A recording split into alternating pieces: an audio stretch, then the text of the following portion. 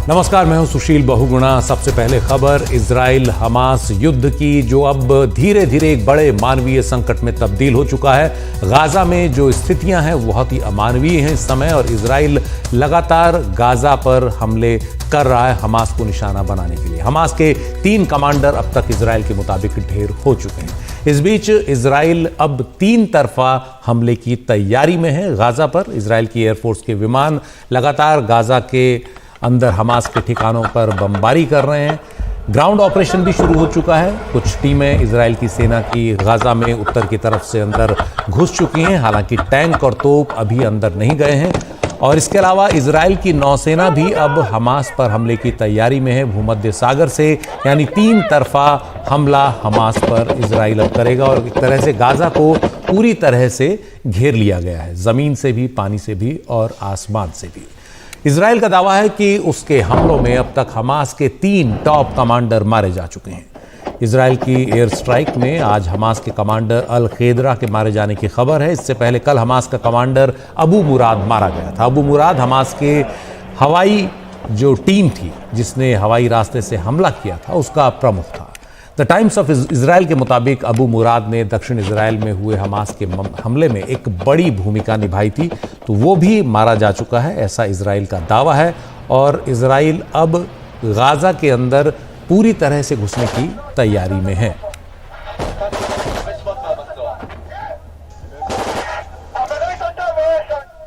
और जो हमला गाजा में हो रहा है इजराइल की सेना के द्वारा, उससे एक बड़ा इलाका जो है वो बिल्कुल ध्वस्त हो चुका है। वहाँ इमारतें ज़मीन में मिल चुकी हैं, मिट्टी में मिल चुकी हैं, और जो लोग हैं वो आम लोग, वो सबसे ज़्यादा इसका शिकार हैं, इस हमले का, इजराइल और हमास के बीच युद्ध का।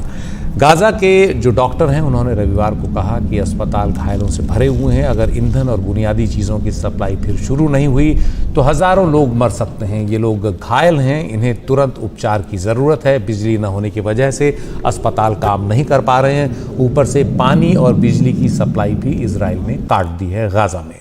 फ्यूल के ट्रक भी गाजा नहीं जा पा रहे हैं, इस वजह से ईंधन का संकट हो गया है। वहाँ जनरेटर नहीं चल सकते हैं, और इस कारण कई ज़रूरी काम जो बिजली पर निर्भर थे वो नहीं हो रहे हैं। और आम जो लोग हैं गाजा के, वो इस सब को जो है एक तरह से ये पूरा संकट एक अंतिम तौर पर उनको ही प्रभावित कर रहा है। और ये तस्वीरें आप देख रहे हैं ज़मीनी रास्ते से, एक तरह से समुद्र के रास्ते से और हवाई रास्ते से, तीनों तरफ से इजराइल ने घेराबंदी कस दी है।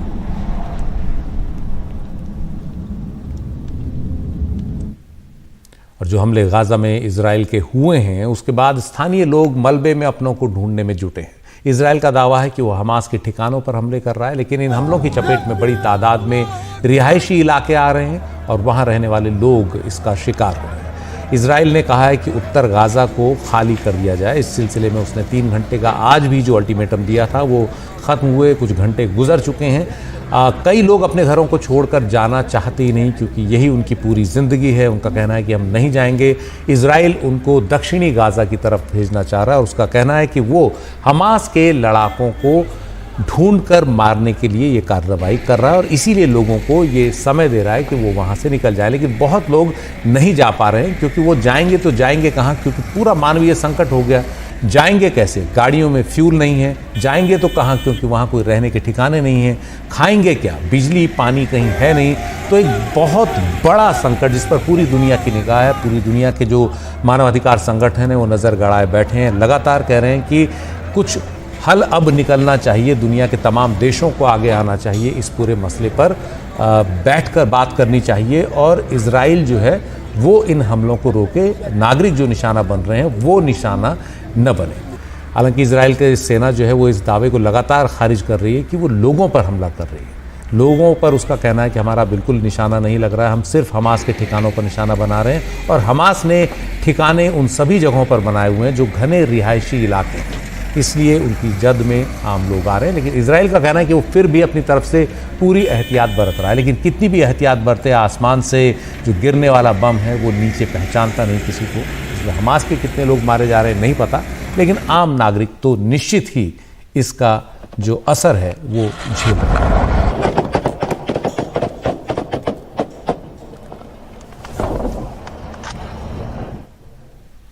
तो जैसा हमने बताया, इजराइल ने गाजा में सभी ज़रूरी सामानों की सप्लाई काट दी है। बड़ा मानवीय संकट खड़ा हो गया है। गाजा इजराइल बॉर्डर से हमारे सहयोगी उमाशंकर सिंह की ये रिपोर्ट देखिए। इजराइल ने गाजा की पूरी तरह से नाकेबंदी कर रखी है और हर तरह की सप्लाई रोक रखी है। इससे गाजा में मानवीय त्रासदी की स्थिति है। हमले की जद में बड़ी तादाद में आम नागरिक भी जान गंवा रहे हैं। लाखों बेघर हो चुके हैं। उत्तरी गाजा से 11 लाख लोगों को दक्षिणी गाजा जाने की हिदायत के बाद बड़ी तादाद में फिलिस्तीनी उधर भाग रहे हैं। लेकिन जो फिलिस्तीनी अथॉरिटी है उसका आरोप है कि इजराइल के बम उस पर भी गिर रहे हैं और बहुतों की जान जा रही है। हालांकि इजराइल ने ये कहा है कि वो उस रास्ते पर बमबारी नहीं करेगा। आज उसने एक वक्त भी सुनिश्चित किया और कहा कि लोग निकल सकते हैं। इजराइल का आरोप है कि हमास के जो लोग हैं वो उत्तरी गाजा नहीं छोड़ने दे रहे लोगों को, क्योंकि वो उन्हें मानवीय ढाल के तौर पर इस्तेमाल करना चाहता है। इजराइल बार बार कह रहा है कि उसका मकसद हमास को निशाना बनाना है, आम शहरियों को नहीं। लेकिन गाजा में सप्लाई रोके जाने से और राफा क्रॉसिंग को बंद किए जाने से गाजा पट्टी के लोग फंस कर रह गए हैं। इजराइल के ज़मीनी हमले की सूरत में उनको जानमाल का भारी नुकसान उठाना पड़ेगा, ये तय है। मानवीय सहायता पहुंचाने के लिए यूएन से लेकर यूरोपीय यूनियन तक कोशिश में जुटा है और ये कोशिश है इजराइल को मनाने की कि मानवीय सहायता वहां पहुंचने दे, ताकि आम लोग जो है शिकार ना हो मानवीय त्रासदी का। रूस ने संयुक्त राष्ट्र सुरक्षा परिषद में एक प्रस्ताव पेश किया है कि इजराइल और हमास के बीच जो मानवीय आधार पर जो है युद्ध विराम हो, इस बाबत सोमवार को वोटिंग होने की संभावना है। चीन ने कहा है कि इजराइल अपने आत्मरक्षा के अधिकार के दायरे से बाहर जाकर काम कर रहा है और गाजा के लिए मानवीय मदद जो है वो इजिप्ट पहुंच रहा है, लेकिन वहां से गाजा जाने की मंजूरी इजराइल नहीं दे रहा। तो ये जो एक दिक्कत है वो सामने आ रही है। अमेरिकी राष्ट्रपति जो है जो बाइडन ने इजराइल के पीएम नेतन्याहू से बात की है और फिलिस्तीनी अथॉरिटी के राष्ट्रपति महमूद अब्बास से भी बात की है। दोनों से नागरिकों की सुरक्षा सुनिश्चित करने की अपील की है। बाइडन ने इजराइल के पीएम को भरोसा दिया कि अमेरिका का पूरा समर्थन उनको मिलता रहेगा। वहीं राष्ट्रपति अब्बास से अपील की है कि बयान जारी कर वो हमास के हमले की निंदा करें, लेकिन ऐसा जो अब्बास हैं करेंगे इसकी संभावना नहीं है। एक तरफ ज़मीन पर इजराइल सैन्य रणनीति के साथ आगे बढ़ रहा है, तो दूसरी तरफ जो अमेरिका है वो कूटनीतिक मोर्चा संभाले हुआ है। अमेरिकी विदेश मंत्री जो हैं वो जो ब्लिंकन है जॉर्डन, कतर, बहरीन, सऊदी अरब, यूएई और इजिप्ट का दौरा कर इन सभी को इस बात को लेकर समझाने की कोशिश कर रहे हैं कि हमास ने जिस तरीके से नरसंहार किया और इसलिए उसका जो खात्मा है वो जरूरी है। वे फिलिस्तीन अथॉरिटी के प्रेसिडेंट जो अब्बास हैं उनसे भी वो मिल चुके हैं। अमेरिका कूटनीतिक मोर्चे के साथ साथ सैन्य रणनीति भी आगे बढ़ा रहा है। उसने अपना दूसरा विमान वाहक जो समुद्री पोत है वो भी भूमध्य सागर में भेज दिया है, ताकि अगर युद्ध में ईरान जैसा कोई देश कूदे तो उसका माकूल जवाब जो है वो दिया जा सके। ईरान कह चुका है कि अगर इजराइल गाजा में घुसा तो भूकंप आएगा, यानी कि गंभीर नतीजे होंगे। इस तरह की धमकी जो है वो ईरान की तरफ से आई है। हालांकि जब एक ग्राउंड ऑपरेशन शुरू होगा तो क्या रिटेलिएशन होता है ये देखने की बात होगी। बीच अमेरिका, ईरान, लेबनान और सीरिया समेत तमाम देशों को आगाह कर चुका है कि इजराइल और हमास के बीच की लड़ाई में ना कूदे। और इजराइल ने सीरिया के एलेप्पो में हवाई अड्डों पर हमले कर रनवे को अच्छा खासा नुकसान पहुँचाया है। इसके पीछे की जो मंशा है वो ये है कि ईरान से विमानों के जरिए आने वाला जो हथियारों का खेप है वो यहाँ न पहुँचे और यहाँ से लेबनान जाए, जहाँ हिजबुल्लाह के हाथों तक ये हथियार पहुँचता है। ये एक चेन है। तो हथियार पहुँचाने का जो बड़ा रास्ता है उसको बंद करने की कोशिश इजराइल ने अपनी तरफ से की है। और वैसे इजराइल और लेबनान सीमा पर भी काफ़ी सैन्य हलचल है। हिजबुल्लाह इजराइल पर एंटी टैंक मिसाइल से भी हमले कर रहा है और इजराइल जो है वो अपनी पूरी ताकत के साथ उसका जवाब दे रहा है। जो इजराइल ने दावा किया है कि हिजबुल्लाह के एक और आतंकी को, एक और कमांडर को मार गिराया है। कुल मिलाकर इजराइल हमास जंग के फैलने की पूरी आशंका है, लेकिन इजराइल ने जिस तरह की तैयारी की है उसको लगता है कि वो रुकने वाला नहीं है। और यही तैयारी जो है यहाँ फ्रंट लाइन पर आकर नज़र आती है, जहाँ पे टैंक का जो जमावड़ा है, जहाँ पे मुस्तैदी है, आर्टिलरी से यहाँ से फायरिंग की जा रही है। और ग्राउंड ऑपरेशन के पहले जो एक डोमिनेंस है गाजा पट्टी में, वो बनाने की कोशिश की जा रही है। तो हमारे सहयोगी उमाशंकर सिंह वहाँ हैं जहाँ पर इस युद्ध को लड़ा जा रहा है, उसके बिल्कुल करीब इजराइल गाज़ा तट पर, इजराइल गाज़ा बॉर्डर पर।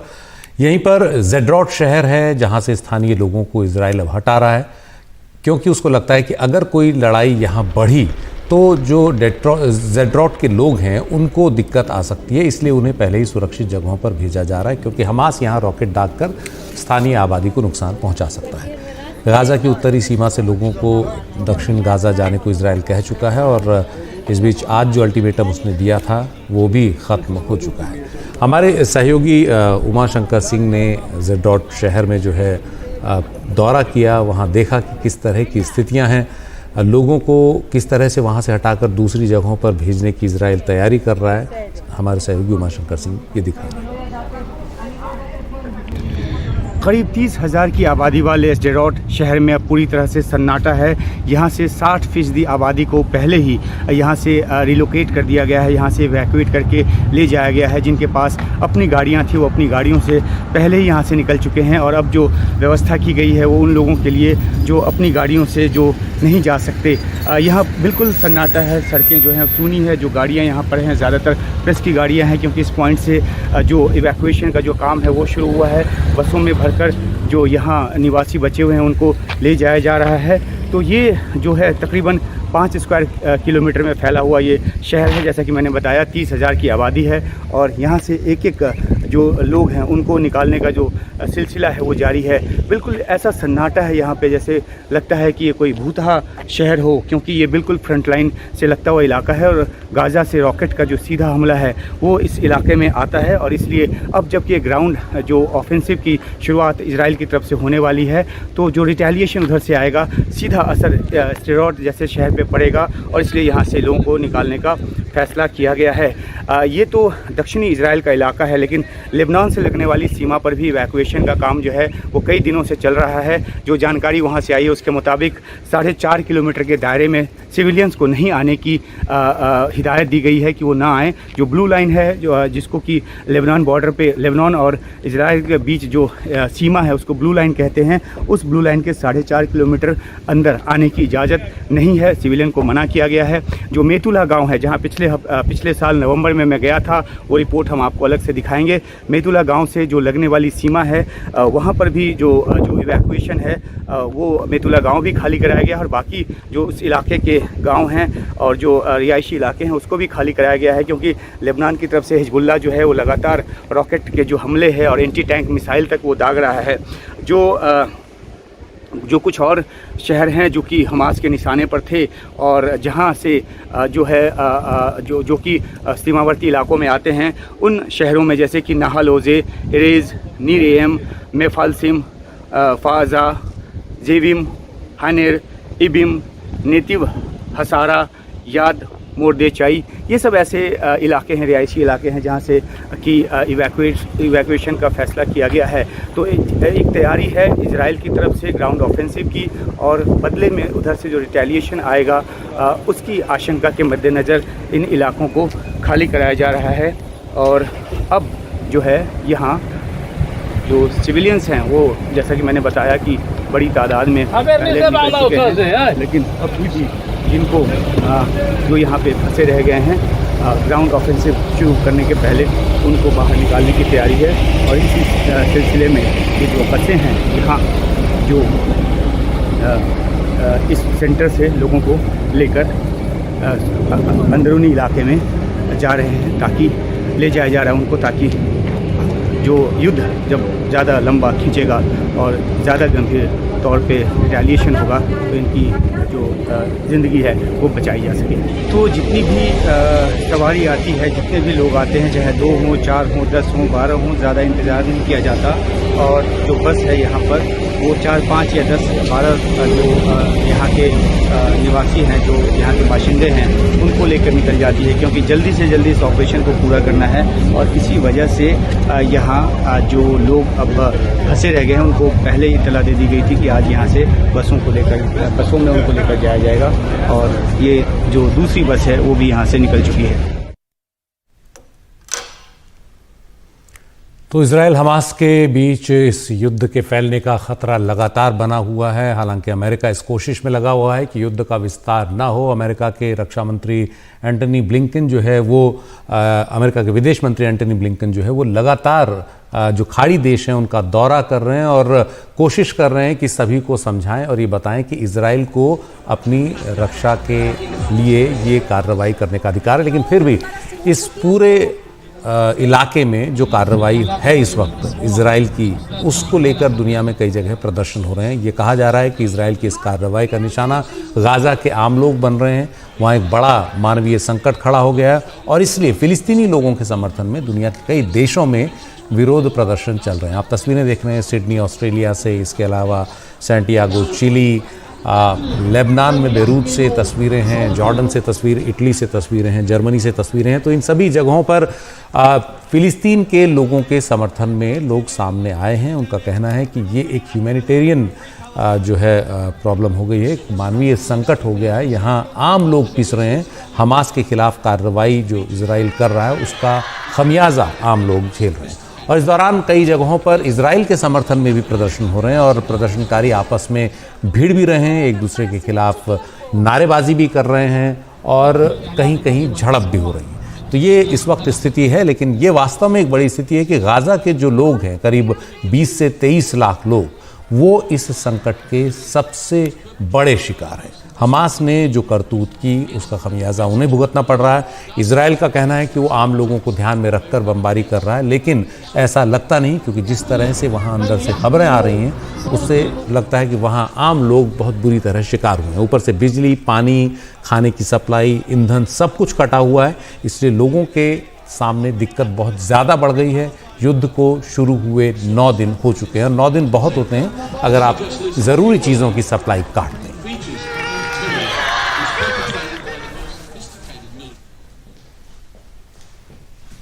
इजराइल गाजा युद्ध के बीच यरूशलेम शहर पहुंचे हमारे सहयोगी उमा शंकर सिंह और कादम्बिनी शर्मा। इन दिनों ये शहर वीरान है, सड़कें सूनी हैं।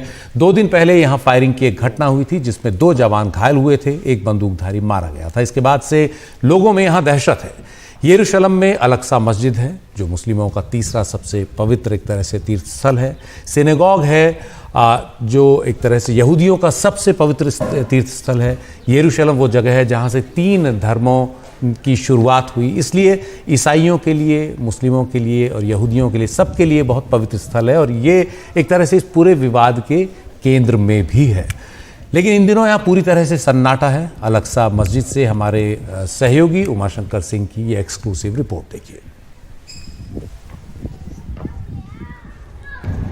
ये पुराना यरूशलेम शहर है और ये पीछे जो है वो अल-अक्सा मॉस्क जो है उसकी जो गुंबद है वो नज़र आ रही है, जो काले रंग की है, और साथ में ये जो सुनहरे रंग में जो नज़र आ रही है वो डोम ऑफ द रॉक्स है। और इन जगहों को जो इस्लाम में जो है वो तीसरा सबसे पवित्र स्थान माना गया है और ये कहा गया है कि ये जो जगह है यहाँ पर जो पैगंबर हैं वो मक्का से आए और यहीं से उन्होंने जन्नत की यात्रा की।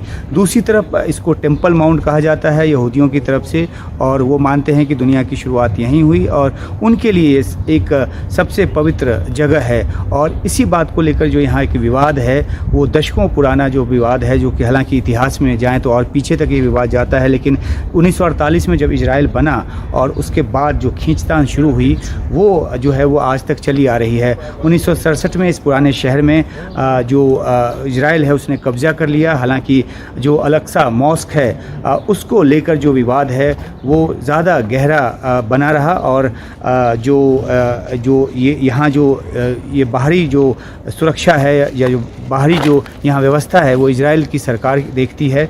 यहाँ मैं आपको दिखा सकता हूँ कि जो इजराइल पुलिस की जो वैन है वो लगी हुई है, तो जो बाहरी सुरक्षा है वो इजराइल के हाथों में है, लेकिन मॉस्क के अंदर जो प्रशासन है, जो एडमिनिस्ट्रेशन है, वो वक्फ बोर्ड देखता है, जिस पर कि जॉर्डन का नियंत्रण है। तो ये एक समझौते के तहत स्थिति तक पहुंचा गया, लेकिन अभी जो हालत इस हमास के हमले के बाद जो बनी है, उसकी वजह से यहाँ बहुत ज़्यादा भीड़ नज़र नहीं आती। कुछ दिन पहले भी यहाँ पर एक स्टैबिंग की जो फायरिंग की जो वारदात है वो हुई, जिसमें कि 2 घायल हुए, 2 इजरायली घायल हुए, और वो दृश्य सब ने देखा कि किस तरीके से यहाँ पे फायरिंग हुई है। तो एक तनाव का माहौल यहाँ पे लगातार बना रहता है। सुरक्षा की जो एक स्थिति है उसको संभालने की कोशिश हमेशा यहाँ पर रहती है।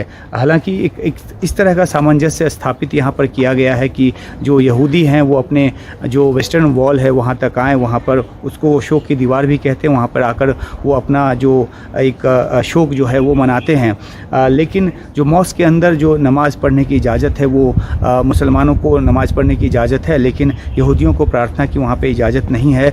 और ये इसको लेकर एक खींचतान चलती रहती है।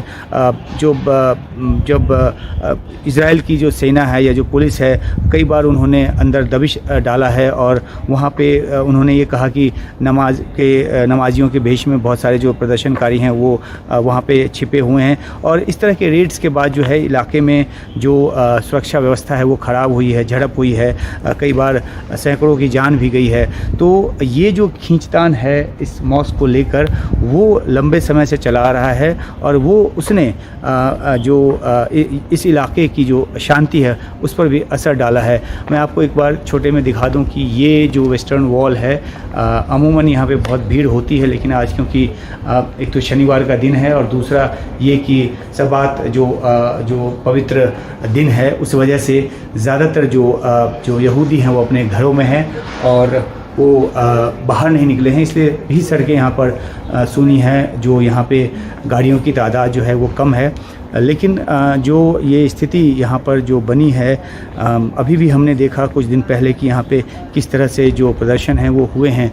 तो ये एक खींचतान की जो एक जगह है वो है, और इस वजह से जो सुरक्षा के जो हालात हैं वो बिगड़ते रहे हैं। जो हमें आपको ऊपर से हम दिखा रहे थे कि किस तरीके से इजराइल की पुलिस जो है उसको यहाँ की सुरक्षा का ज़िम्मा उसके पास है, लेकिन जो प्रार्थना अंदर यहूदी करना चाहें तो वो नहीं कर सकते, उसकी इजाज़त उनको नहीं। हालांकि जो बहुत ही रिलीजियस यहूदी हैं, उनका ये विचार है कि प्रार्थना करने के लिए अंदर नहीं जाना चाहिए, क्योंकि वो इतना डिवाइन, इतना पवित्र जगह मानते हैं कि उनको लगता है कि पैर रखने से वो अपवित्र हो जाएगा। तो वो उनकी अपनी एक मान्यता है, उनकी एक सोच है।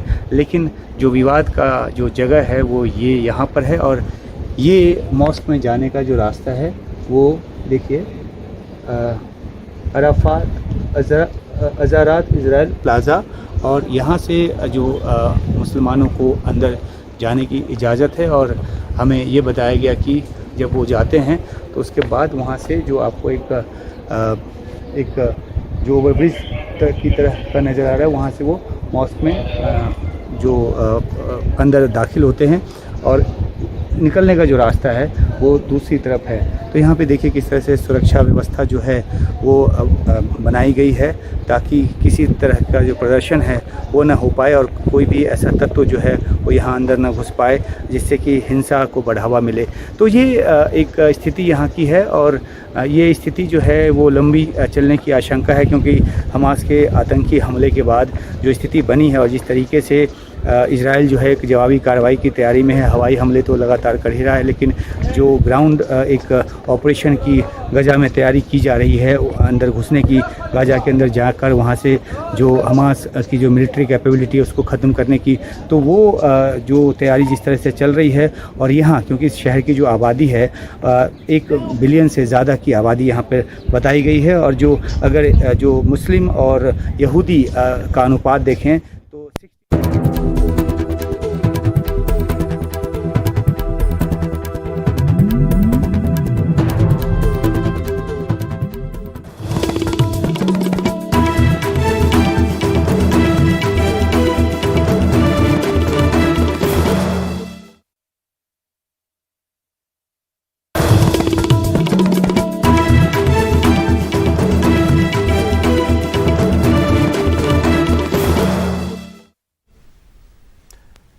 और इस वक्त की एक बड़ी खबर, तृणमूल कांग्रेस की सांसद महुआ मोइत्रा पर कुछ बहुत गंभीर आरोप लगे हैं। बीजेपी के सांसद निशिकांत दुबे ने इसे लेकर लोकसभा स्पीकर को एक चिट्ठी लिखी है। इस चिट्ठी में क्या आरोप लगाए गए हैं, ये बताने के लिए मेरे साथ मेरे सहयोगी अखिलेश शर्मा।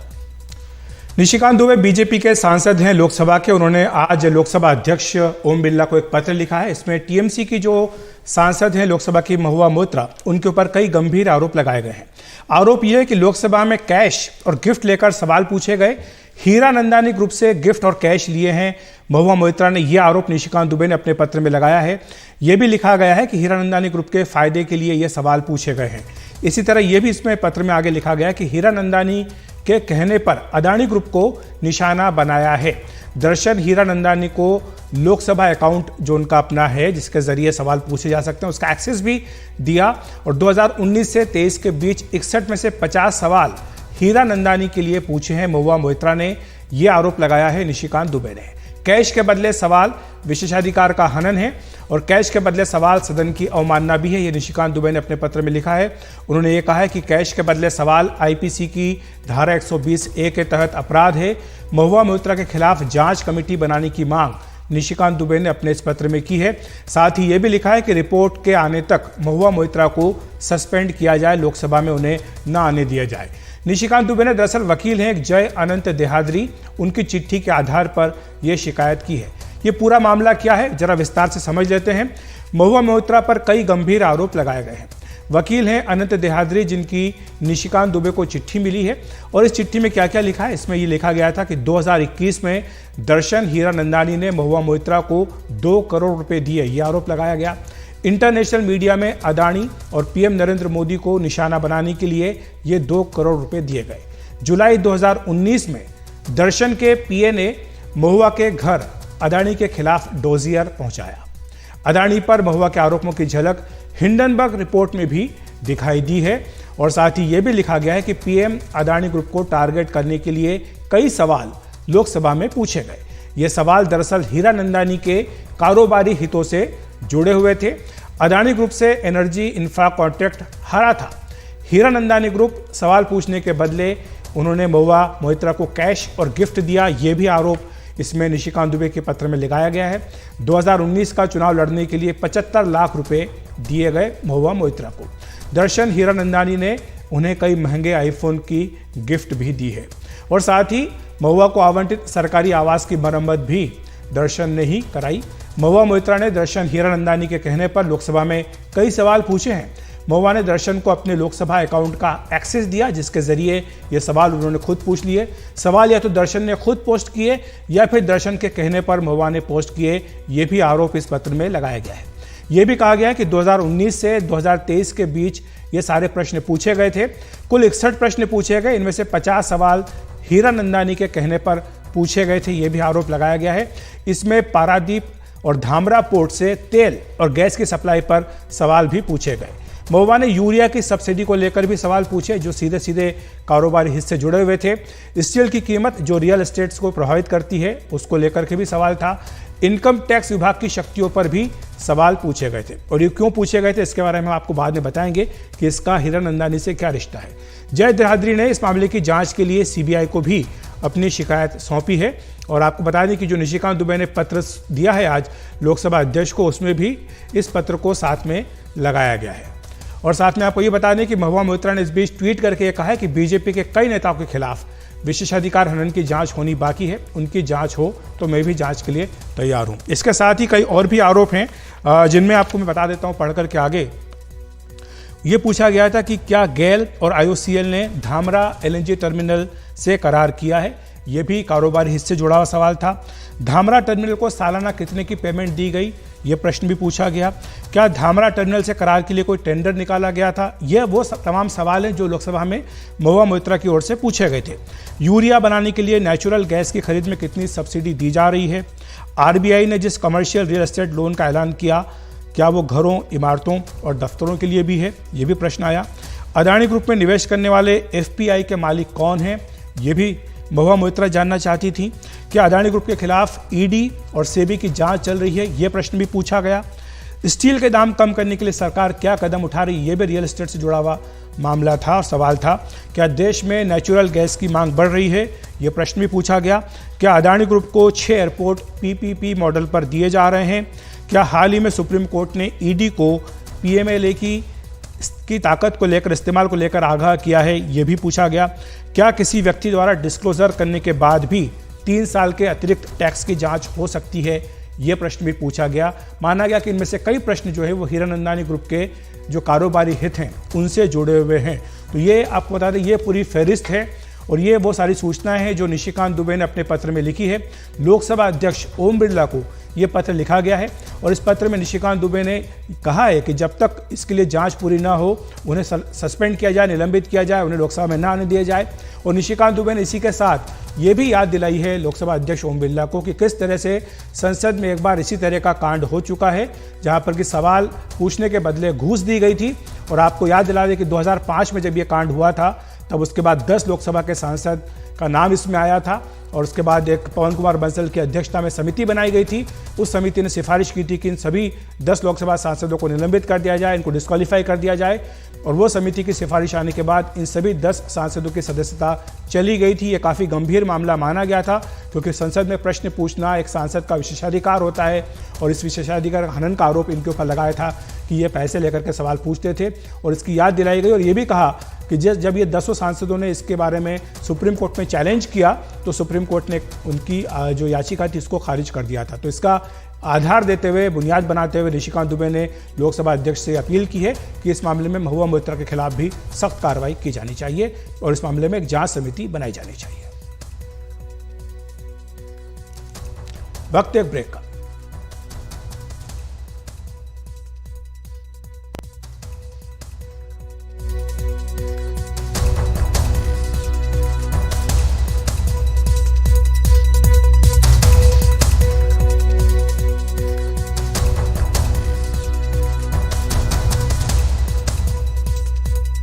जो कि ये पत्र आप देख सकते हैं जो कि निशिकांत दुबे ने लोकसभा अध्यक्ष ओम बिरला को लिखा है। और इस पत्र में क्या क्या लिखा है ये भी हमने आपको कुछ देर पहले सारी जानकारी दी है। और इस पत्र में ये स्पष्ट तौर पर कहा गया है, आरोप लगाया गया है कि महुआ मोइत्रा ने हीरानंदानी से पैसे लेकर लोकसभा में सवाल पूछे हैं और इसलिए उनके खिलाफ सख्त कार्रवाई की जानी चाहिए।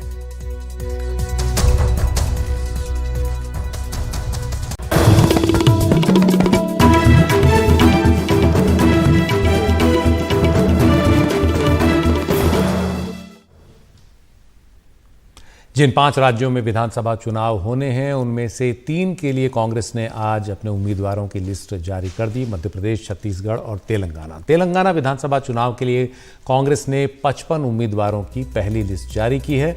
ऐसी सभी सीटों पर फिलहाल उम्मीदवारों के नाम तय नहीं किए गए हैं जहां कई दावेदार हैं या जो सीटें सियासी समीकरणों में उलझी हुई हैं। कांग्रेस ने तेलंगाना की पहली लिस्ट में बीआरएस छोड़कर आए हनुमंत राव और उनके बेटे रोहित को भी टिकट दिया है। कांग्रेस प्रवक्ता पवन खेड़ा की पत्नी नीलिमा को भी टिकट मिला है। कांग्रेस ने रेड्डी समुदाय के 14 उम्मीदवारों को टिकट दिया, 12 ओबीसी और 3 मुस्लिम उम्मीदवारों समेत 6 महिलाओं को कांग्रेस ने टिकट दिया है। तेलंगाना में भी 30 नवंबर को मतदान होना है। और ज्यादा जानकारी दे रही है हमारी सहयोगी उमा सुधीर। तेलंगाना कांग्रेस ने अपनी पहली सूची जारी की है। इसमें 55 नाम है 119 असेंबली सीट में से और इसमें अगर खास देखा जाए तो सबसे ज़्यादा रेड्डी समुदाय से हैं। हालांकि उनकी जो पॉपुलेशन है वो 6% या 8% तक बताई जाती है, लेकिन कैंडिडेट्स इसमें अगर आप देखें तो 17 कैंडिडेट्स हैं 55 में से रेड्डीज़ का समुदाय से। उसके अलावा ओबीसी समुदाय से 12 लोग हैं, एससी समुदाय से 12, 2 एसटी के समुदाय से, 3 माइनॉरिटीज़ हैं, वेलमा अगर आप देखें तो 7 हैं, जिस समुदाय से मुख्यमंत्री के चंद्रशेखर राव भी बिलोंग करते हैं। इसके अलावा अगर आप देखिए तो 55 में से 12 ऐसे लोग हैं जो हाल ही में कांग्रेस पार्टी में आए थे बीआरएस या फिर भाजपा से और उनको सीट दिए गए हैं। इस सूची में ऐसे नाम हैं जिनको आप मुख्यमंत्री के दावेदार कह सकते हैं, जैसे कि रेवंत रेड्डी हैं, पीसीसी चीफ, उनका नाम है, दामोदर राज नरसिम्हा का नाम है, भट्टी विक्रमार्का, उत्तम कुमार रेड्डी और फिर कोमटी रेड्डी वेंकट रेड्डी। इस लिस्ट से कुछ नेम्स मिसिंग हैं जो समझा जाता है कि उनको टिकट मिलेगा या मिल सकता है। जो मधु यास्की गौड़ हैं उनके अलावा जाना रेड्डी और उसके अलावा शबीर अली और पोन्नम प्रभाकर। शबीर अली कामारेड्डी से दावेदार हैं उस सीट के, और वहीं से मुख्यमंत्री के चंद्रशेखर राव कंटेस्ट भी कर रहे हैं गजवेल के अलावा। उसके अलावा अगर आप देखें तो उत्तम कुमार रेड्डी और उनकी पत्नी पद्मावती रेड्डी को भी टिकट दिया गया है, और ये पहले भी ऐसे हो चुका है।